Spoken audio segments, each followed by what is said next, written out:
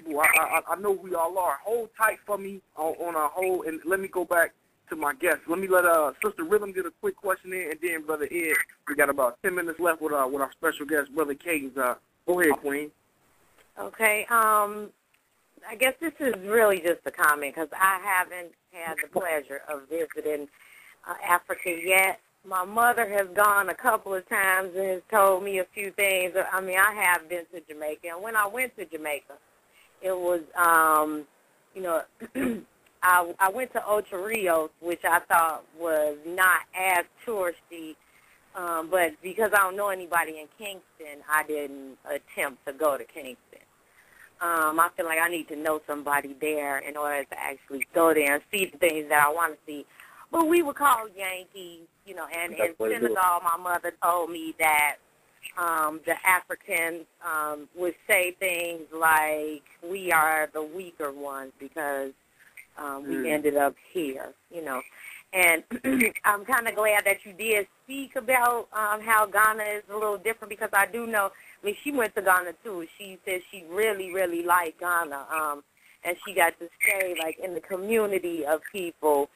And she did explain all the things that you were explaining. So I guess what I need to say is, or what I'm trying to say is, when we ask a question like, how can we save Africa, you almost don't even really have an answer for that question. I kind of feel like, first and foremost, we have to be able to save ourselves. So would you agree that, going or teaching these things to the people would be one of the best ways to start in our solution process, or what have you, and saving Africa from the things that are going on? I mean, because the powers that be have a lot of control. They have touched the four corners of the earth, so there's definitely all type of influence coming in. But what, as far as what we could do here and now for other people who don't necessarily know, because like you said, there are different types of people. It depends on what your mindset is. And I mean, I know so many people that wouldn't even want to go back to Africa, right. or to Africa, I should say, because they feel like they didn't come from there at all. So right. Do you have any words for people who, are on that page? I do. Can I be heard? My on mute. No, you go ahead. I'm done. Okay. Because it was a lot, because it was the other brother that spoke on some things, too. Me specifically, I can't speak for other individuals that go back, and I did need to clear something up with us in the chat room. The move that I made, the comrade that you heard that called in, that is my comrade here in Cincinnati, the move that we made was not out of a vacationism. This was, we black nationalists. So the moves that we made are not just a one-time move. We went there to make contacts so that we can make continuous moves for the benefit of the Africans here on this continent and the benefit of the groups of individuals that we met in Africa there, for those particular villages. I opened up in the beginning speaking that to say, how can we do Africa? That is a very, very broad and general question when you're dealing with thousands of different, whether you call them tribes, ethnicities, whatever you want to deal with it. But even within those ethnicities or tribes, you have various different customs and traditions. And just dealing with Ghana, in northern Ghana, you got the hard rocks.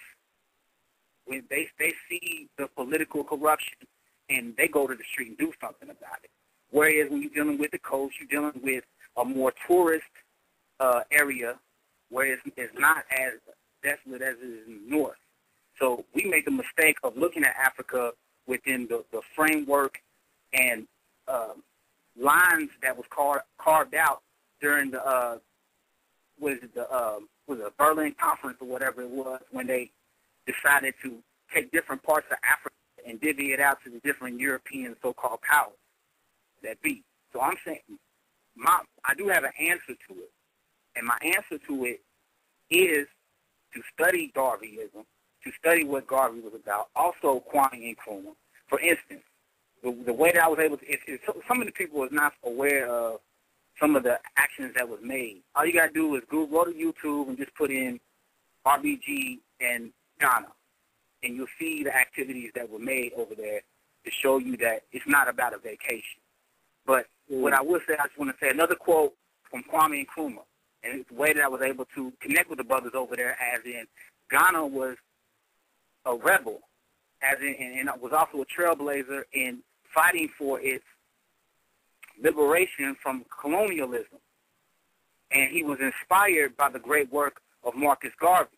So it had a great connection with us as Garvey African nationalists here.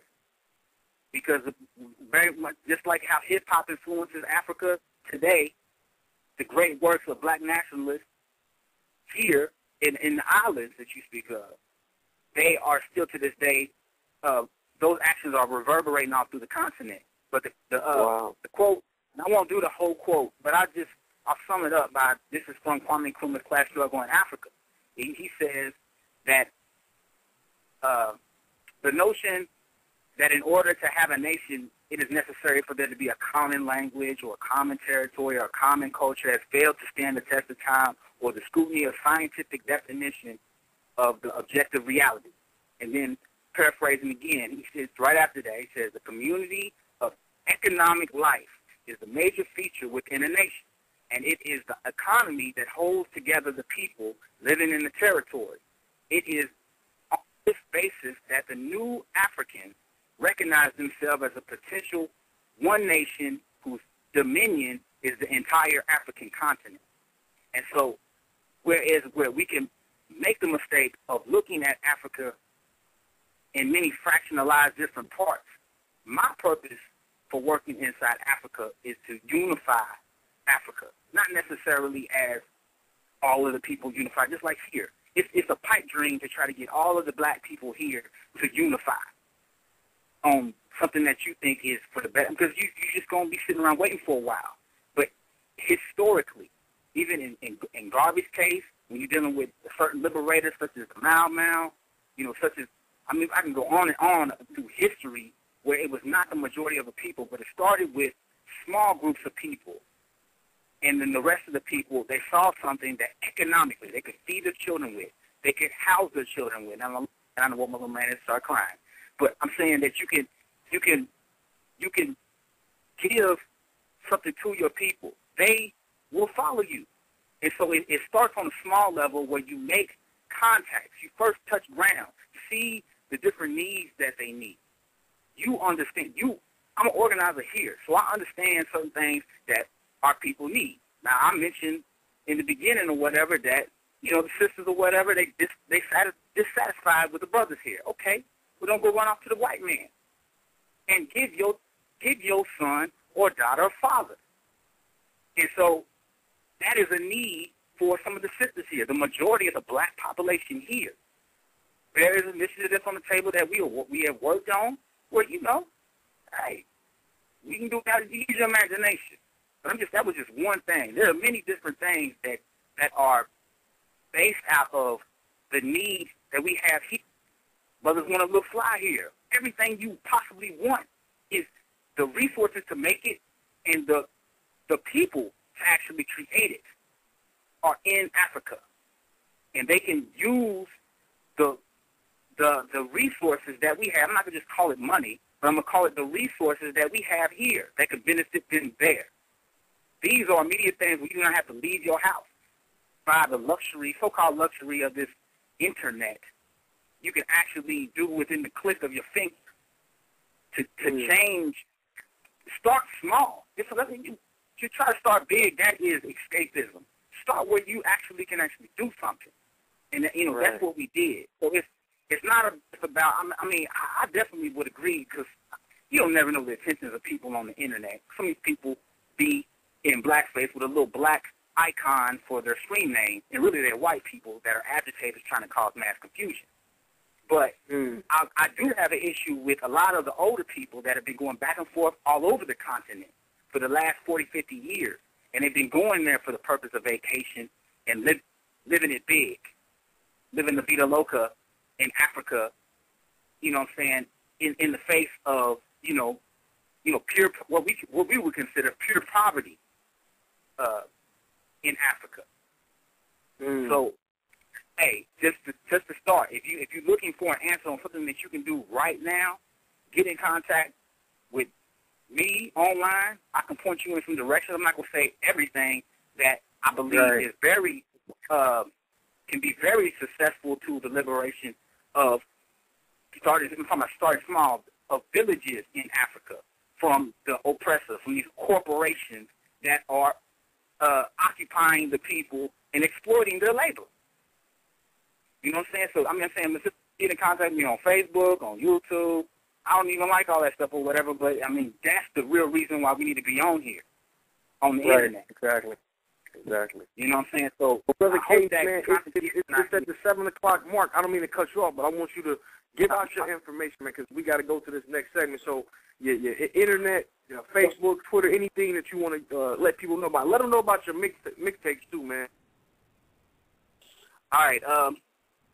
Yeah, as well. Okay, so you can hit me up on Facebook at Brother Cadence. It's BRO space CADENCE.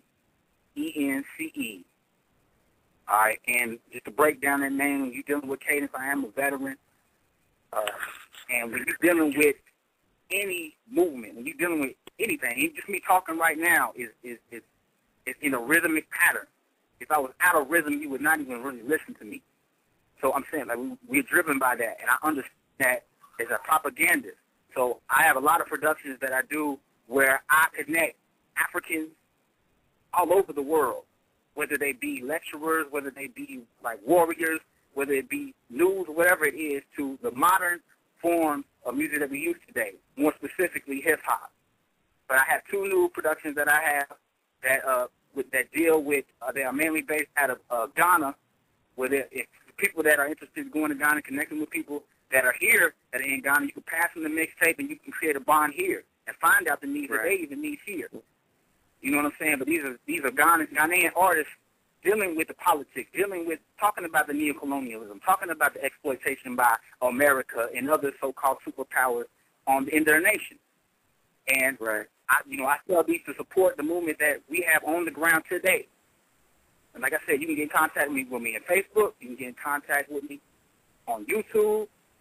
That's like I said. All you got to do, I'm a partner of Baba r.b.g. and his community that he has online. It's rbgnation.ning.com. You can hit me up there. But, I mean, if you ain't heard about me, you need to go ask somebody. We're doing big things here locally, but we also doing big things worldwide. We just need people. I ain't asking people to get down with me, but I'm saying, like, if you like-minded, get your weight up. Let's work together. Let's build. That's right. That's right. Well, that's Brother Cage, y'all, out of Cincinnati, Ohio, man. Peace and respect to you and the Queen, man. And, man, let's continue to do this work, brother. We need more brothers out here like you, man.